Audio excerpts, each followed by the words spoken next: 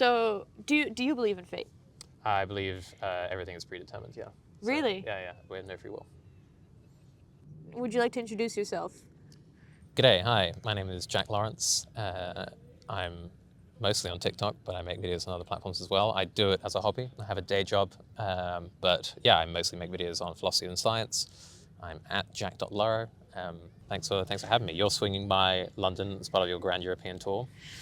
That's the context of why we are here in Hyde Park, London, by the way, by the Serpentine.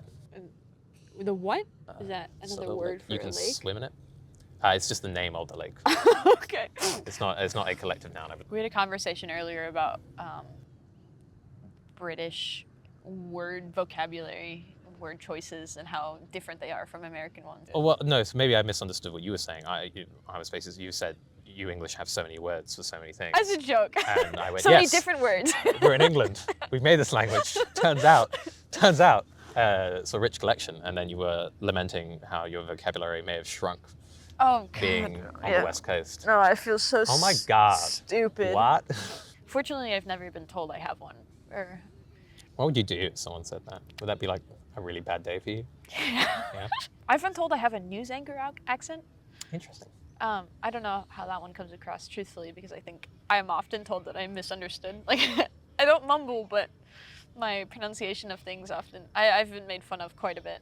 Growing up, my step-siblings are from Argentina, so when we were all really little and they joined the family, and we would be talking, I would just like no idea what they were saying, because they're learning English and I'm learning Spanish, but I have no idea what they're trying to say and they have no idea what I'm trying to say, and because they have very thick accents. But Have you ever found this with people using emojis to text talk? Emojis mean very different things in different languages. oh yes, I have a little So- funny story. Okay, yeah. So go on. I had recently gone on a couple dates with this guy, and he's the oldest guy that I had dated. He's 29.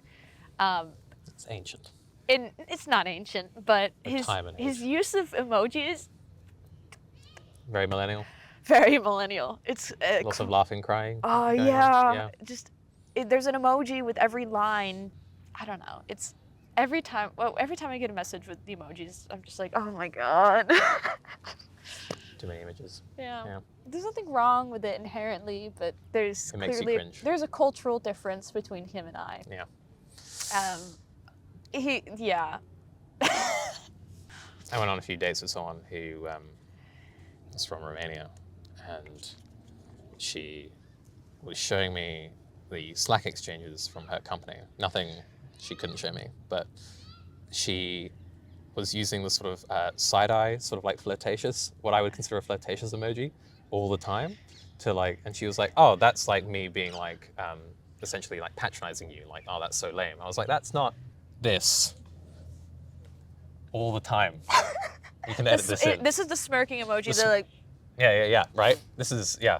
She was doing this all the time, and she thought that essentially meant, I said, I would receive that as you're flirting with me. Yeah. And she goes, but I send this all the time. She had this like just that's like a penny little drop. like a Yeah, kind she had of- this penny drop moment, because most of her colleagues are English. And she was like, oh no, now I get why this guy's been talking to me so much at the office. They're not in a universal language, emojis, turns out. No, they are not. What would be An emoji deal breaker? an emoji deal breaker?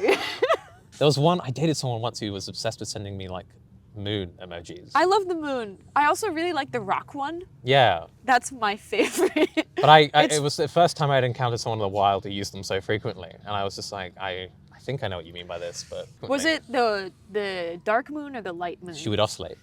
Okay. Yeah. Kept me on my toes. You know, seemed to like me in person. Do you So think they had different meanings? maybe I never cracked the code. But that's how I feel about a lot of my conversations. Really, I'm like, was she having a good time? I don't know. I have a question. What is melting smiley emoji? What does that mean to you?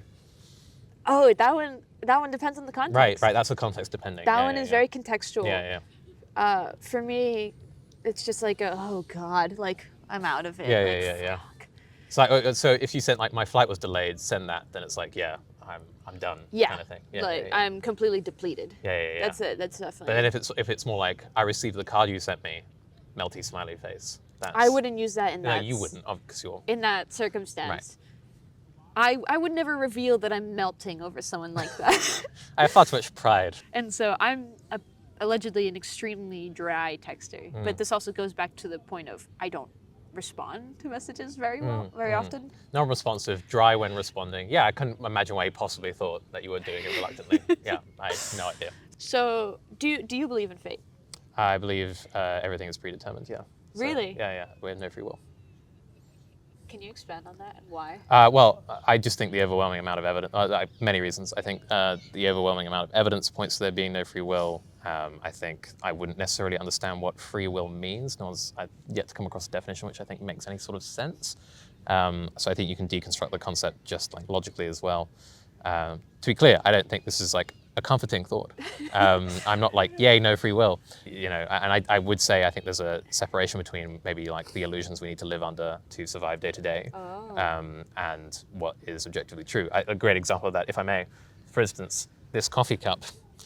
Science would have us believe that this is made mostly of atoms, and that atoms are mostly empty space, right? But I think of this as solid, right? I don't go about my day being like, this is all empty space. No, I think of this as solid and walk around the ground.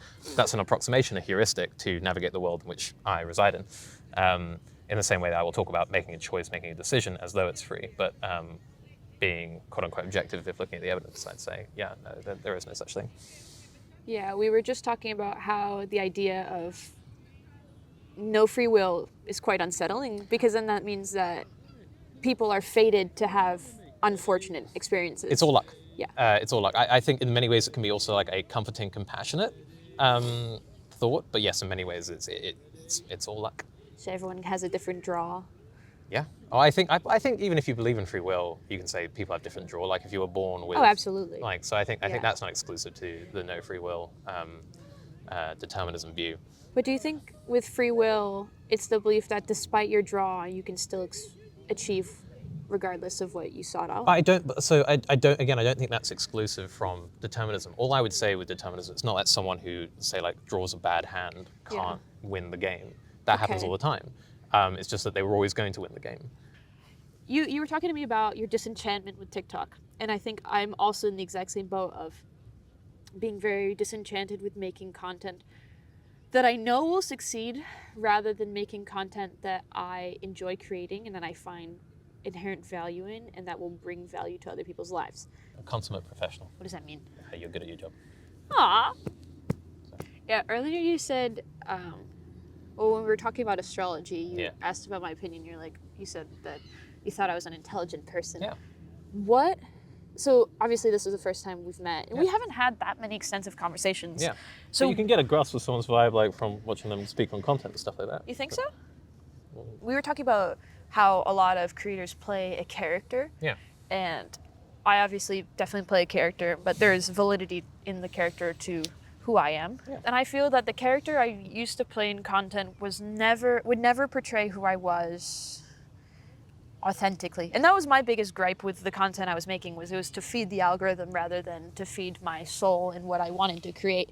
I blew up for the dating advice stuff, but that came from an experiment of seeing if I could crunch the numbers and analyze a video to see what made it perform well and if I could recreate that. So that was actually just an experiment of mine of like, can I identify what it will make a video successful? And I succeeded. And I succeeded in several genres. It was that, then the fitness, and now just like casual joke videos and stuff.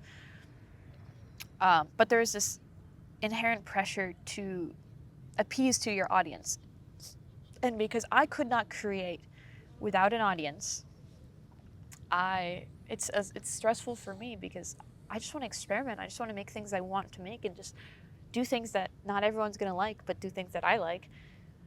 But no matter what I post now, I'm always going to be disappointing. And that is true for doing anything, even without an audience. You're always going to disappoint somebody. Yeah, like a band changes things for the next album. They're like, we've changed our sound. And they're like, we like the old sound.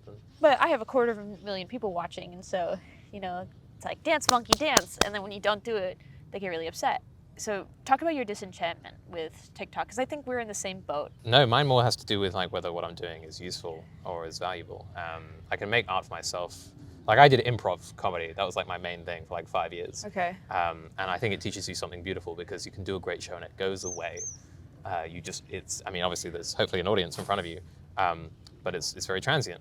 and so it doesn't stick around. You're only really as good as your last show, and it's very like present-oriented thinking. You can do the best show ever, and then it's gone, and it's like, well, just make the next one. And so, I think one of the things I did learn from that is, just the lean into the fun of creating for the hell of it. Obviously, it's delightful to have an audience and to share that with people.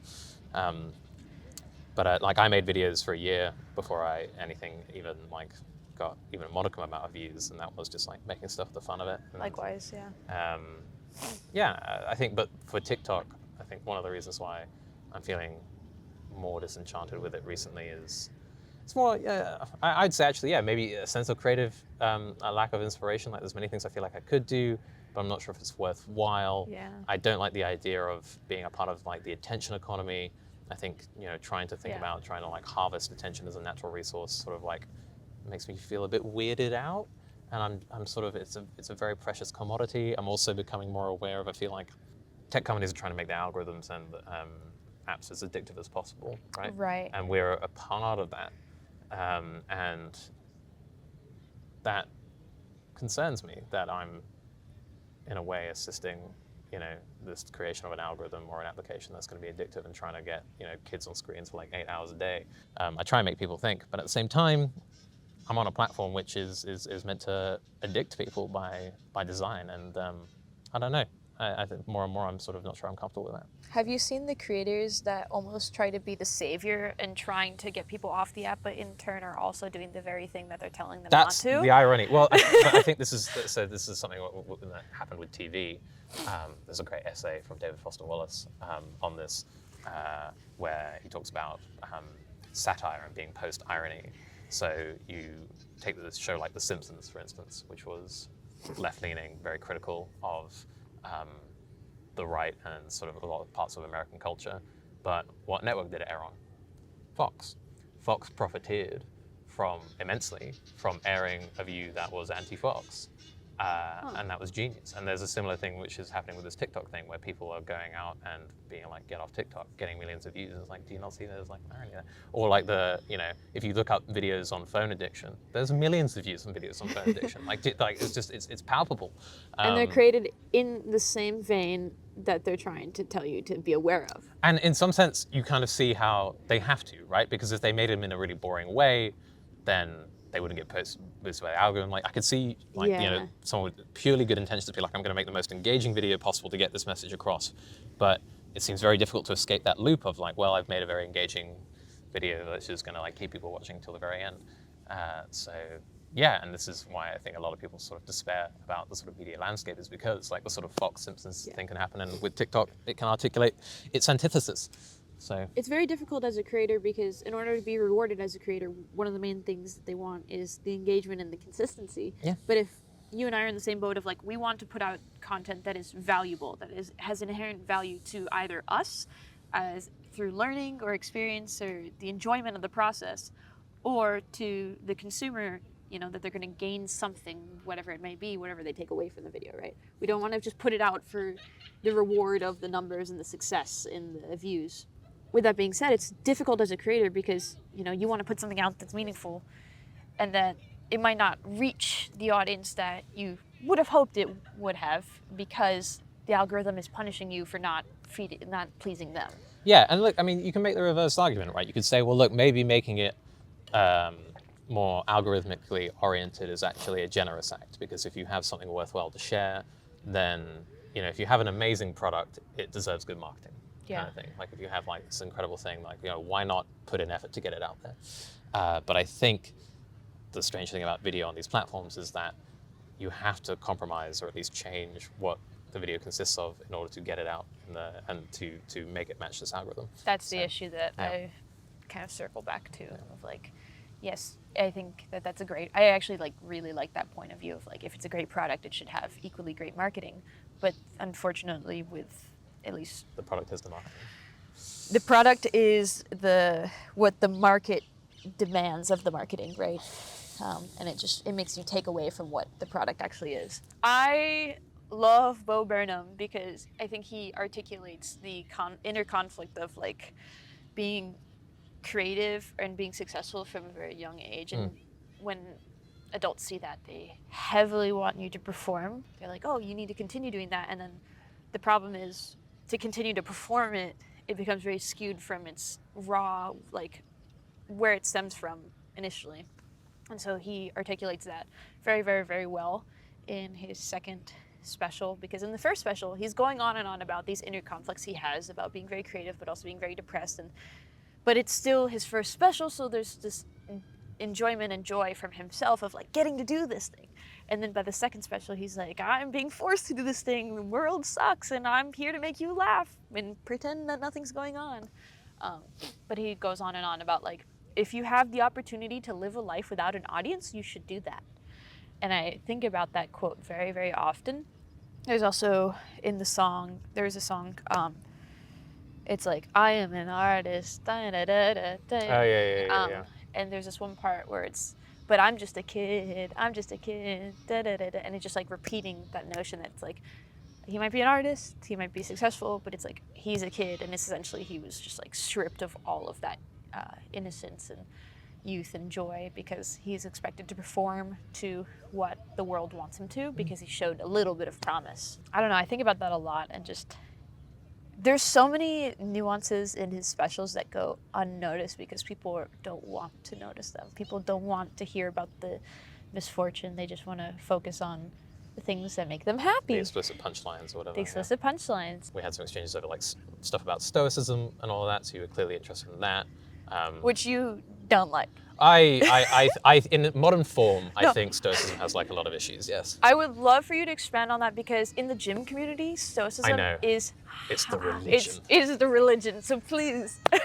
So some of it is to be a hater because it's also funny, like triggering a bunch of people who are like, I can only control my responses, and you think I think stoicism is stupid. They're like, what the fuck?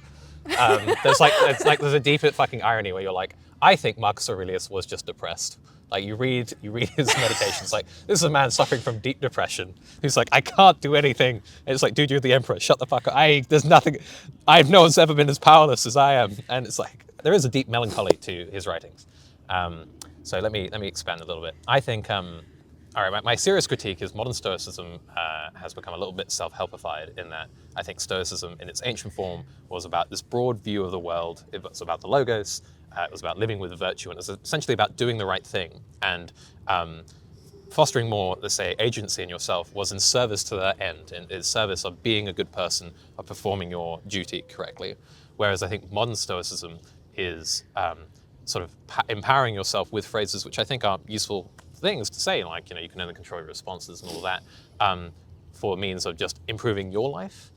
And in a sense, then, like the prime virtuous soul has been sucked out because of that, because it's been used as a sort of form of like self-help and like entirely divorced from this notion of virtue as service to improving the world around you. Now, not always, not entirely, but that's what I kind of see, and that I guess saddens me, and I think it would probably sadden the ancient Stoics too. Because it, rather than for the benefit of the collective, it's more focused on the individual, or you can, like, I would say, I would imagine, it's about, Stoicism is about living the good life, but it's also, a part of that is, performing your duty, performing your role. I mean, this philosophy emerged, obviously, it was a post-Socratic sort of offshoot. And yeah, I mean, there was a strong, in those times, a strong emphasis of, and some of this was negative, of like, where you are in society and like what you do and doing your role well. Again, and in some sense, I think these ideas, I'm glad we got rid of them. Marcus being like, he wanted to be a philosopher, but he ended up as emperor, and he was like, fuck, I'm an emperor, I need to do my job well, I'm stuck as this. And I'm not suggesting that in modern day society we should be like, your parents said you should be a dentist and nothing else, but it's more like, I think very rarely do I see in modern Stoic rhetoric the idea of why are we embettering ourselves? What's the end goal of this?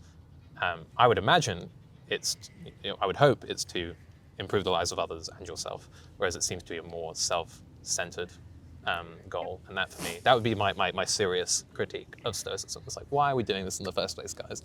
there's the argument that a lot of gym bros specifically hide behind spiritualism, kind of to escape what's actually going on within their brain. Yeah. It's so they don't have to think for themselves, right? And so when you talk about stoicism and being very self-centered, the question is, why are you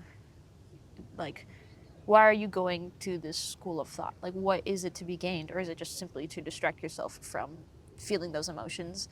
Because a lot of people go to the gym. There's like the archetype of like just headphones Lift heavy on, things, lift voice heavy and head things. goes quiet. Yeah. Yeah. Me Sad lift voice heavy. quiet. Me lift heavy rock. Sad voice go away. Yeah, yeah. Yeah, I don't know. I think that Which is fine. Like, Yeah. sorry. Do what you need to, but don't preach that it's going to be, the savior. Yeah. So, to be clear, and I think if someone gets onto a stoic or philosophical train and improves their life, even if it's just selfishly and they're happier for it, more power to them. Right. It's not. I don't think it's my place to be like, that's not real stoicism. I just think it's a shame for people who profit off of disseminating stoic ideas to have lost, or at least sort of underplayed the whole virtue of doing the right thing, of justice and all that sort of stuff. So many Stoics were heavily involved in politics. I've yet to see a Stoic influencer who's run for office.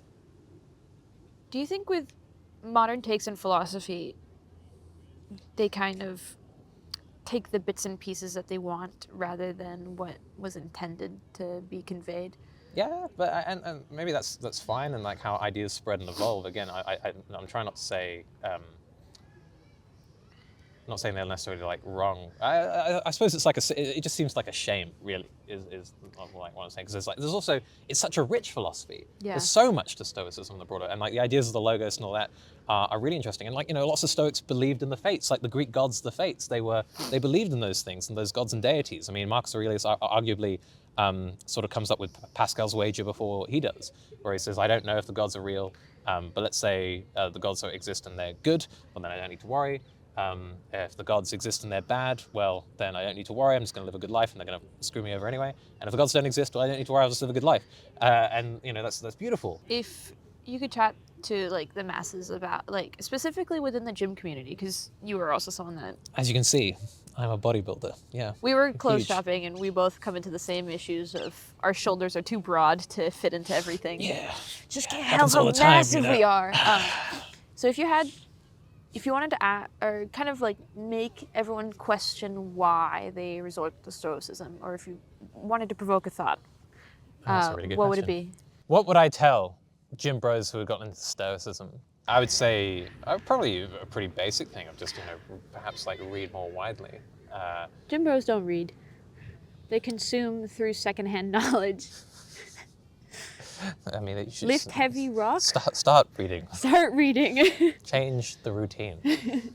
Progressively overload your vision with words on a page. Won't happen. Pardon? Not gonna happen. Not gonna happen. Think about how they rely on the colors of the plates rather than the numbers on the side of the plates. Are people like this? Yes. Really? Yes. I don't know. I find gym bros, you kind of have to be a nerd, right? Because you have to calculate and do all this thing and manage volume, and they're looking at all these different rep ranges and stuff. Are we talking guys who do bro splits and they're just No, I'm lift talking heavy? about the average gym goer. I don't think that they're critical thinkers. No.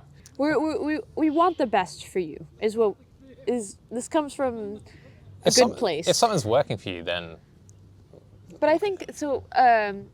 So to jog the conversation a little bit, I think a lot of gym bros, specifically the TikTok gym bros, kind of use Stoicism as an escape rather than actually facing their feelings and whatnot. in what way? So in the sense, how do they do that? Because I think now I'm more out of touch than I thought. We were chatting earlier about Stoicism on the very surface level of it is what it is, so you can't control what happens to you, but you can control your responses. Yes. Right. And so a lot of people, including myself, tend to intellectualize their emotions rather than feeling them and sifting through them. Right. Yeah. And so they use it as just kind of a blanket for what they're going through. So a lot of there's the villain arc that a lot of gym bros go through. So rather than just putting on your blinders and just saying that shit happens, but we keep going. Like, Yeah, okay, in which case, all right, fair enough. Yeah. I think there's this concept in Stoicism, like the inner citadel, which you can retreat to, and I think there's potentially a sort of attitude which can emerge of removing your attachments to anything external to you and sort of denying that they affect you or that they shouldn't affect you. The whole memento mori, remember everything's transient and all of that. But I think, as you were saying, what can potentially happen to that is that people are unwilling to admit to themselves that stuff does affect them emotionally. And denying that you're experiencing an emotion because you want to be tough is not, is a form of lying to yourself and isn't tough.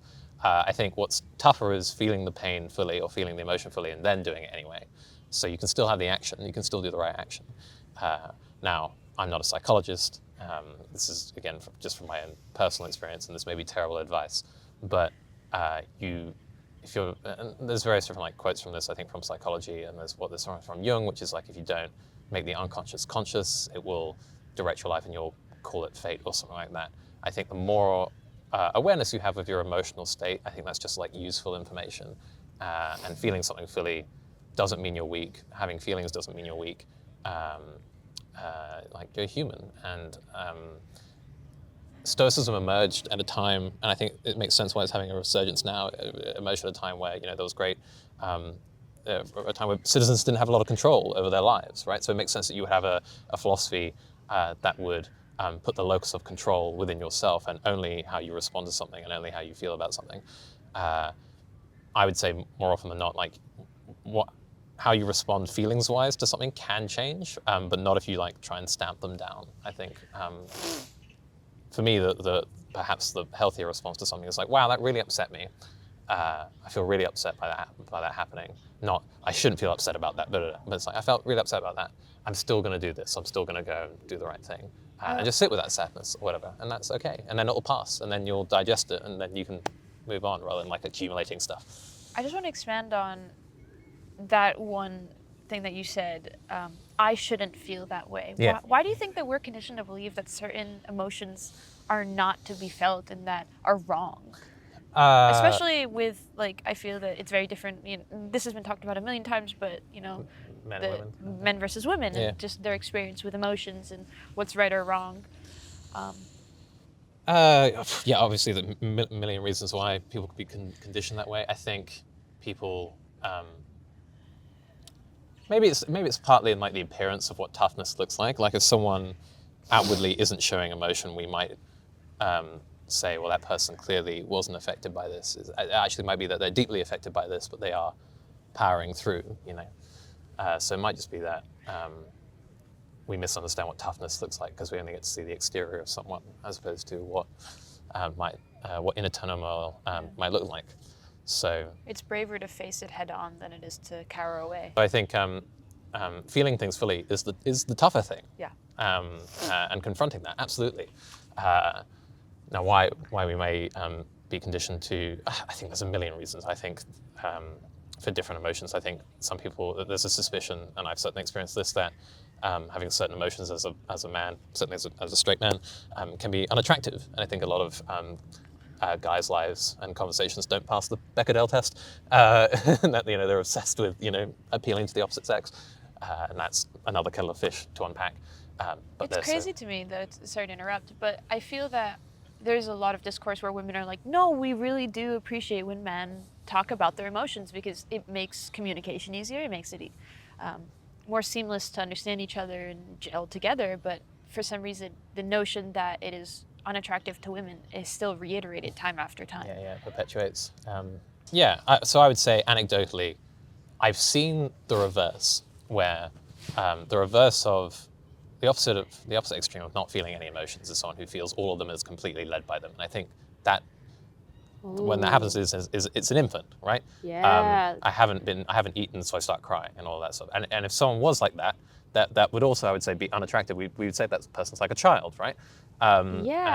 So Ooh, that's a really good. right. Because I start thinking about when someone's hangry, and how frustrating it can be to be around. Completely. So the opposite extreme of having your thoughts, actions entirely dictated by the tiniest sliver of an emotion, I would say is also unattractive, and that's what we'd use the word Yeah. infantile.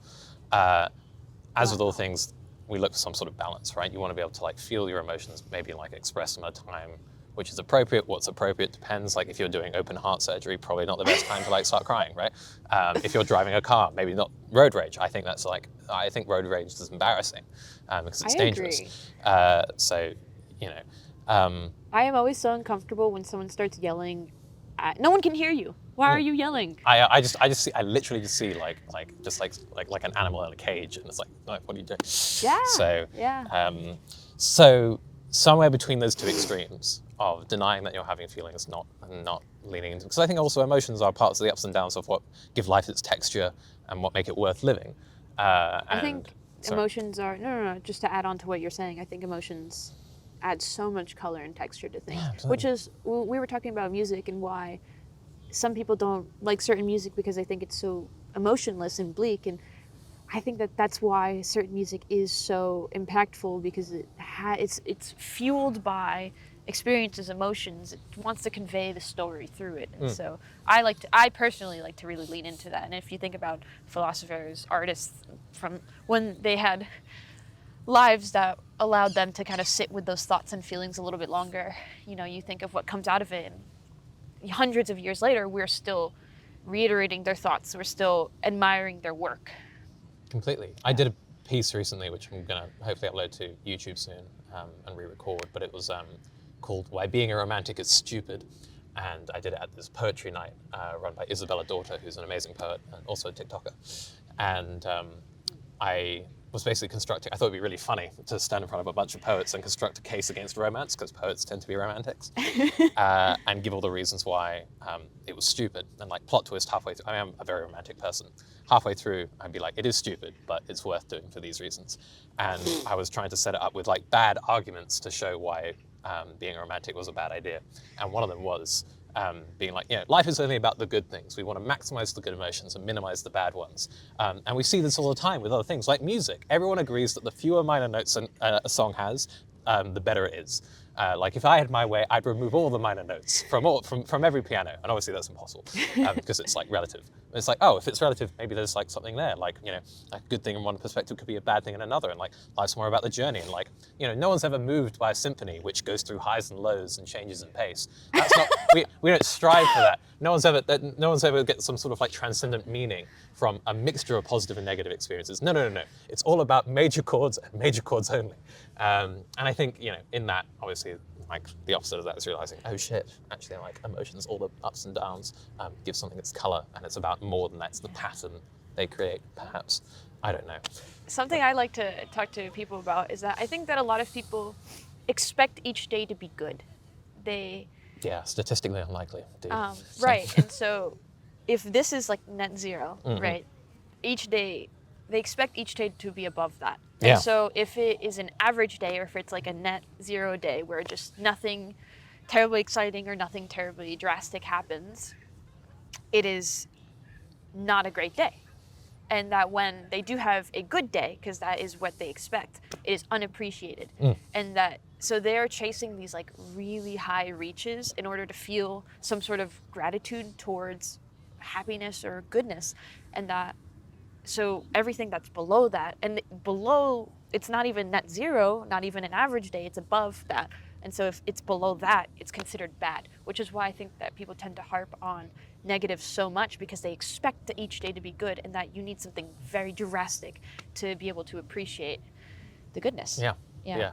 One of my family's mottos is, when all else fails, lower your expectations. And this is partly a joke, but also there's great wisdom in this. And I think that's the case, and I think that's the case for a lot of things. Another place where that happens, and it certainly happens with me, and I have to check myself, is what we expect productivity-wise. You expect an immense amount of yourself. Probably your average is here, and even if you meet that immense amount, all you feel is relief as opposed to joy. You're not going like, yeah, I did it. You're like, fine, I'm not a piece of shit for one day. The bare minimum. Right, and so, absolutely, and so lowering your expectations is a great thing, and learning to appreciate that most things are average. Now, obviously, depends on what someone's average looks like. People's lives different, many different dimensions. It's, collapsing it all to a single, like, was it, on one axis is hard. but completely. Yeah. And whether it's influenced by Instagram culture or I was like gonna- highlight reels. Sorry, you were No, probably gonna say. I would love to add to that. I think that because of social media and just so many shots of instant gratification, people expect a little bit above like net zero, right? So that adds to that. There's a great video essay by a guy called runs a channel called Like Stories of Old, and it's called something to the effect of like on the fantasy of purpose, and he basically asks like why are we so obsessed with either superhero movies or zombie apocalypse films and all of that, and I hope I'm not butchering or misremembering the argument he gives, but one perspective he offers is that in these situations, these characters, the purpose of their lives becomes abundantly clear. It becomes saturated with meaning. You know, if the world has ended and there's only about like 5 of you left in your town, you have to survive. You have to find food and all that. It is clear what you must do, and it's life or death. It's dramatic. It matters. It's important. Whereas, and you know, superhero stuff like the fate of the world depends on you or you know, on this imagined character. You are imbued with importance. Whereas day-to-day lives and you know, to a certain extent, maybe it's useful to construct like a hero's story out of it or a hero's journey. They don't naturally lend themselves to do that. Like going to get groceries and come back and cook dinner for yourself without perhaps some embellishment or you know without close analysis or really being in it, it doesn't seem to like naturally lend itself to being this like exciting adventure. And one more thing I've done, which is I think I think a lot of people confuse happiness with excitement. Yeah. Or contentment with excitement. And what people think life should be full of is excitement. And you can live life that way, but excitement also comes with a lot of risks and ups and downs, whereas contentment isn't exciting almost by definition. So. I like to think that, you know, each day is very fluid, but I like to think that overall I'm a pretty happy person. And I make little adventures out of my day to day. So you bring up the hero's journey, and that just reminds me of oftentimes when I go to the grocery store, I call it the hero's journey. Fair enough. Because I'm not saying you should do it. embarking on some mission. Gotta get some bargains. Exactly. So- Oftentimes it involves a sweet treat. Hey, dude, but that's a skill, and if that Yeah. enriches your life, you should absolutely do. But I think, if people's expectations are out of whack, Yeah. then, Going on with go ahead. Expectations. Just pivoting in relationships and all kinds of relationships, but I guess in this context specifically romantic ones. A lot of people go on dates with expectations and then tend to, Sparks. huh? Oh, sorry. Yeah. Okay. Oh, no, okay. They tend to maybe not enjoy someone's presence to the fullest because they are hoping for something, whether it's something like a kiss or, you know, whatever, a second date or Something else. Something else. We won't mention that here. But if you keep watching past 11 p.m., you may say that word. on the alternate channel. Yeah. The Goodnight Shags. So, yeah. I don't know why I paused, but I No, can't it's say fair the enough. word sex. It's fair enough. No. It's not like I'm a PG person. Yeah, no, look, hey, That doesn't exist. that's all right. You're ruining my mental image of you. No, the parasocial view of you is changing. Yeah. My viewers know I'm not pure. Anyway. Anyway, but I talk about this like with my friends. Just you have to go into dating with no expectations, because if you go in with an expectation, you're not allowing yourself to view someone for as they are, and that you're trying to fit them in the mold that you have in your head rather than allowing them to enter your life and fit in as they do and like mold around it. You want them to mold into it.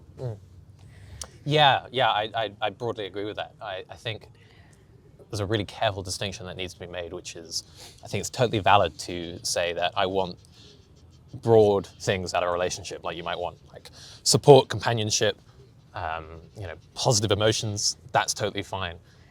But to create a role for someone and basically shop around for someone to try and fill it, I think you're at risk of, as you say, like forcing someone into that who potentially isn't right for it and seeing something that isn't there. So yeah, completely. I think that's a hard sort of like a tightrope to walk of, especially if you say you want kids and want to build a family. Like those are very explicit things, which I think you can be like, I want someone who actively wants kids. That's a sensible thing to look out for. But if you go, here's a long laundry list of everything a partner has to have from the outset. I would say you're going to run into some difficulties, but I'm also not in a relationship right now, so what do I know? Really, this I don't think you need to be in a yeah. relationship to know. I've only crashed my planes, but here's how you fly one. Trust me, Just not being in a relationship, you could have just landed it, and there's just no passenger No, on I it know, right I'm now. just being, self-deprecating. Yeah, I didn't even want to be in a relationship, guys. So, Yeah, just not for me right now. I'm discovering myself. Just need to be alone. Just hitting the gym, putting my headphones on. Self-discovery. It is what it is. Yeah, it's all fine. So Everything's fine. no, completely. No, I agree. Like I don't think the measure of a relationship is that it ends in death. You can have a successful relationship that ends in life. That's fine. Yeah. So Some things just end. that's so fine. You can have a very fulfilling. I think a failed relationship is one which both people are terrified to leave each other and they're miserable in each other's companies for years on end. That's a tragedy. So. Yeah. So I can honestly say that for most of my relationships, bar one, they didn't really go in any longer than they should have done, which I'm quite happy with. So. I can't say that. Ariel, No. how much longer did yours go on than it should have? A year and a half. Damn. And That's as long as my longest relationship. our relationship was about 2.5 years. We chat every now and then, and we've actually, within the past few months, finally, the relationship ended nearly 2 years ago. We finally got into it and talked about it. It took about 2 years for us to chat about it, and that wasn't closure. I had closure when the relationship ended because it ended, right? Well, we did, we'd matured and we wanted to talk about it a little bit, and we both admit that we were just comfortable and too afraid to let it go. It's very scary when you've had someone along on the journey for so long, that's what you're accustomed to, and you're scared to let go of that. It's almost like having a flashlight and then getting rid of it. So The devil you know. So. yeah. But yeah, if you ever have a thought that your relationship is over and that it should be over, you should probably act on that. Yeah, it certainly is. Don't jump the gun, but It's certainly worth exploring. There's so much different relationship advice out there. I've seen a lot of happy couples who've been together many years who say, you'd be mad not to question it occasionally, and then you also hear from some couples who say, no, I've never once questioned it. Yeah. Probably, I would say with a fair amount of certainty of if you're having recurring thoughts of maybe this isn't working, and if you haven't discussed that with your partner or you're afraid of bringing that up, that's only going to fester probably. Yeah. Especially if you're both in agreement and just neither of you actually wants to break it off. But it'll happen when people are ready to talk about that sort of stuff. Like eventually, you're sort of forced to confront the reality of how you're feeling. I find. Yeah, I find, at least in my experience, and I've chatted with plenty of people, that they've come to their conclusion with their partner that it isn't working. They had the conversation. They're like, "This isn't working." Yeah. Okay, and then they just continue on for another year or so. I don't know if it's because I think it's because of people are just comfortable. They're afraid of change. Ultimately. Yeah. No, the fear of being alone is greater than the fear of staying. One of my biggest complaints with dating, and I think a lot of people view dating and people through the lens of ROI. They put too much time into it to just back out now, and they're seeking sunk cost fallacy. They're seeking for a return on their investment.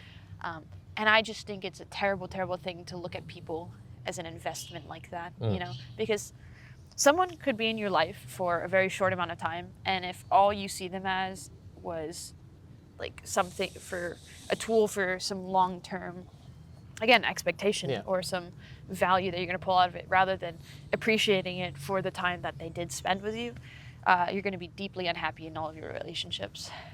You think you need to just be okay with appreciating things for as they are. We were talking about the present earlier, and that I brought up this concept that all you really can ever have is the present, in the sense of like your experience. You can relive memories, obviously, and you can hope for the future, but truthfully, there is nothing greater than the moment, because you are fully immersed into that, and that, if you're only ever looking to the end, or if you're looking back at the beginning, you're going to miss what's in front of you. And that, maybe you'll get to the end and then you'll be looking back to where you were and wish you were more present and experiencing it more. Yeah.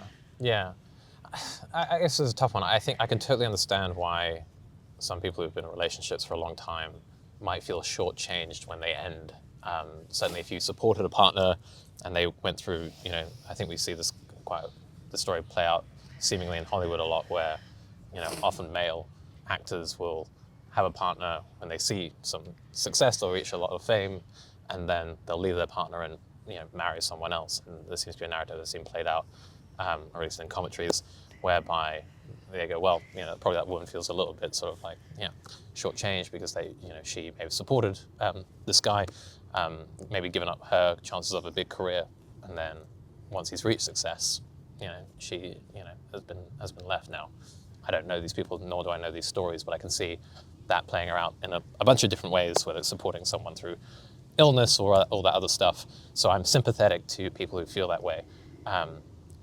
But essentially, as to what you said, like, I'm not sure, if things end, like, does it serve you, to walk around being like, I lost this time. It's like, okay. What could have been.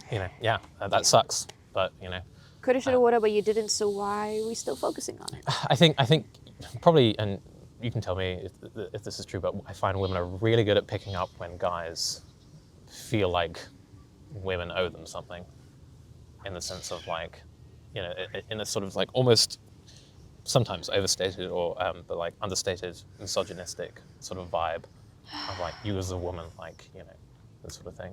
Yes and no. I think it's hard because I think a lot of, speaking for myself, I like to see the best in people, but I've often found that I like to have a positive frame of thinking, but when I'm giving people the benefit of the doubt and seeing the best, I am often duped and taken advantage of. So I try to see past that, but also you have to protect yourself, right? So Absolutely. if you think that there's malicious intent, or if you think it's for very selfish reasons, you got to protect yourself. But also, I like to give, if people are kind, and I like to give them a chance. We accept the love we think we deserve, right? I think that statement holds a lot of truth, yeah. Or people aren't ready for certain things. There's a lot of people that say that you shouldn't date until you love yourself. You aren't ready to love other people until you fully embrace yourself. But I often think that sometimes other people can facilitate that capacity within yourself. Completely agree. Yeah. 100%. Because other people can see something amazing in you which you don't appreciate, and that can help you learn to appreciate it. Yeah. 100% agree. But at the same time, you can't wait for a savior. I think a yeah. lot of people, when dating, are very quick to jump the gun and put people on a pedestal and see them as their shining light, their savior, that they've come into their life to shine this light. Fix me. And fix them, but just by being in their life, they're illuminating what they couldn't see with themselves. And there's this idolization, and so it's the white knight trope, essentially. And that one day, something will happen where they break that illusion, and then just resentment festers. And that's a problem that I've run into many a times, where people will meet me and they'd be like, oh my God, where have you been my whole life? That's what I said when I first saw you today. I mean, it's an easy trap to fall into. Gents, watch out. Don't make the same mistake. They look at me as a savior, and I'm tired of saving people because I'm always discarded once they're done. Damn. But yeah, I think that people can absolutely help you facilitate the room for you to love yourself, and then thus you have more love to give others. Yeah, I can see some people be like, well, where do I start? But yeah, ideally you have some self-love, and someone who you're with helps you love yourself more. I've certainly been incredibly lucky in that. Yeah, I've been with people who helped me see and appreciate parts of myself I didn't.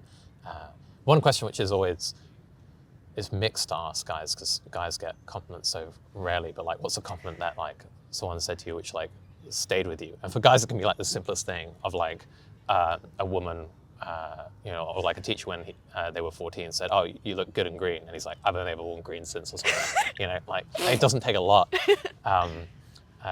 you have a compliment maybe from a guy or a partner which you're like, I never appreciate that about myself, but now I do?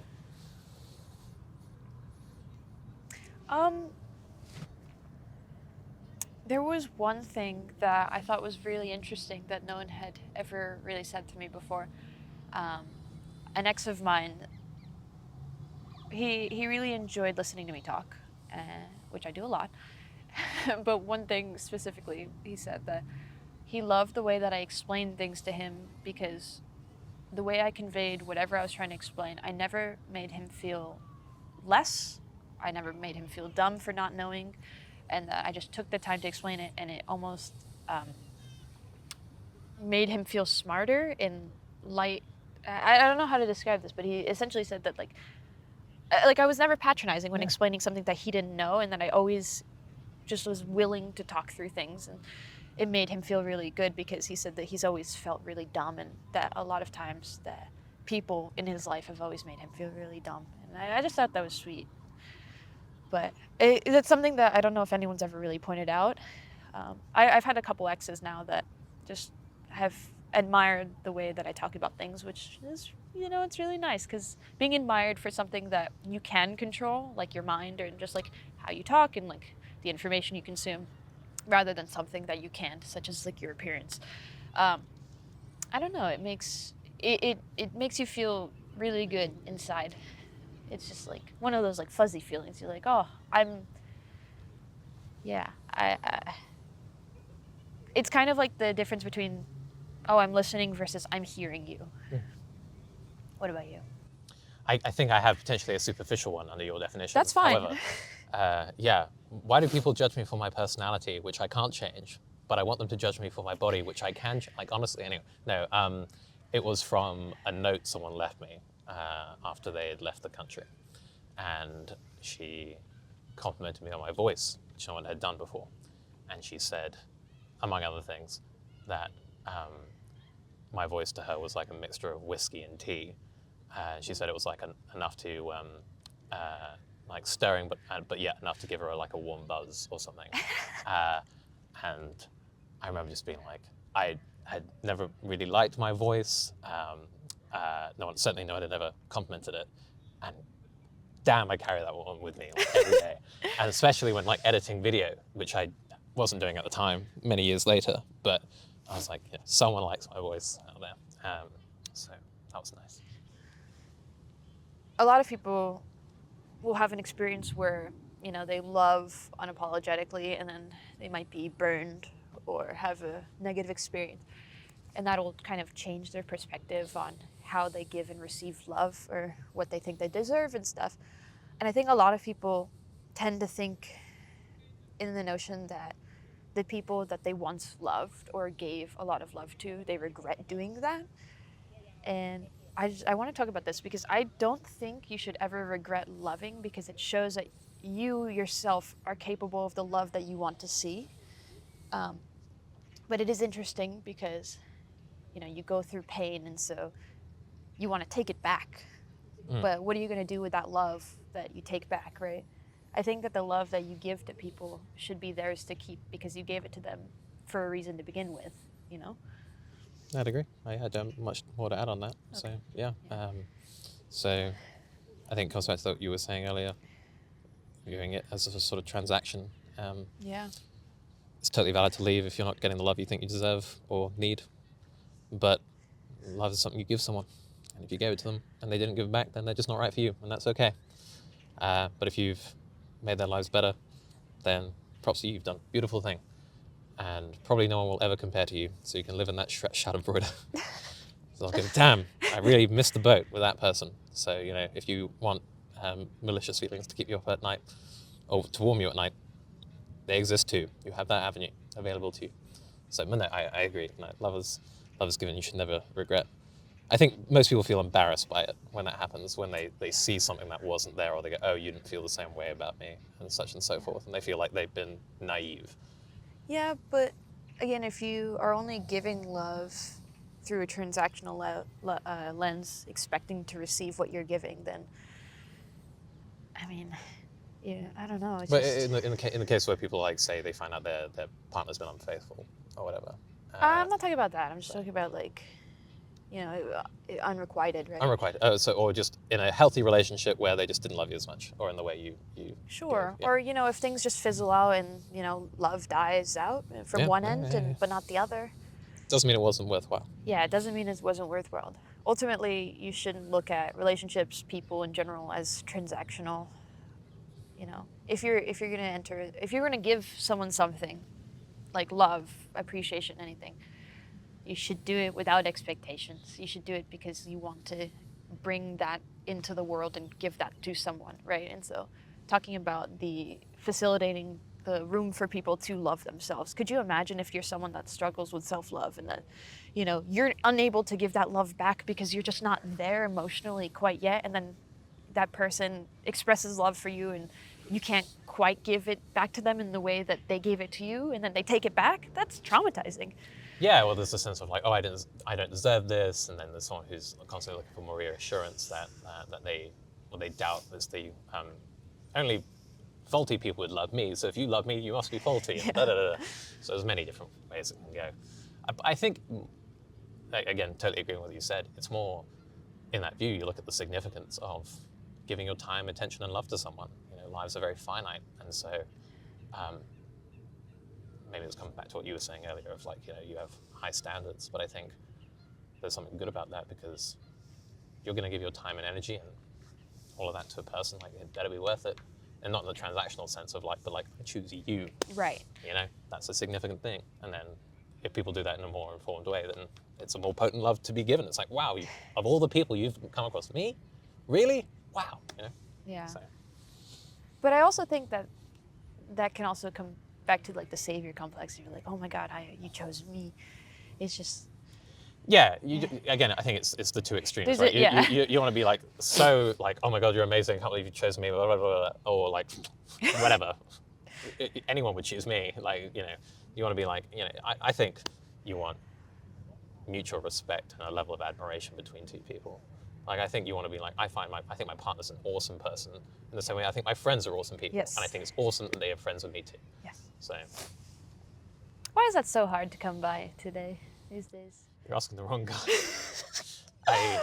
Yeah. We're both crashing the plane. Yeah. No idea. There are, blame dating apps. So I think, Social media, expectations, all that junk. yeah. But then at the same time, it's probably a relatively good thing that it's rare. Because imagine you met every day someone you connected with incredibly romantically. Yeah. Life would be nuts. I would not be able to function. I would be like absolutely overdosing on the endorphins, right? I am glad, in a sense, that I've only come across like 3 or 4 of those people who have been like, you know, you light my world on fire kind of thing. And even that feels like quite a few for where I'm at. So When I reflect on the relationships where I did, you know, share love with people, and you know, it was requited. mm-hmm. Looking back on those, part of me thinks that a lot of those relationships were very loving because of me, and that I felt that if I removed myself from the situations, that it wasn't actually as loving and fulfilling as I thought it was. It's just your own reflected light Yeah. in them that you were basking in, as Yeah. opposed to the light they were shedding on you.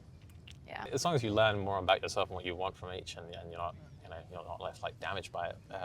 Well, Well, I think maybe no. Love always leaves a scar or two. That's true, actually. I think you're playing with fire. So, but yeah, I think it's just patience. I'm sure we'll both find someone who is good enough. enough. So, That's in fun. summary, in conclusion, no, I'm not sure there's an Join organic thing. Romantics Anonymous. Yeah, go to therapy. Go to If you lift weights and you're a stoic gym bro and you only count plates by color, feel your feelings, bro. I don't know. Look how huge I am. What do I know? Probably nothing. Feel your feelings.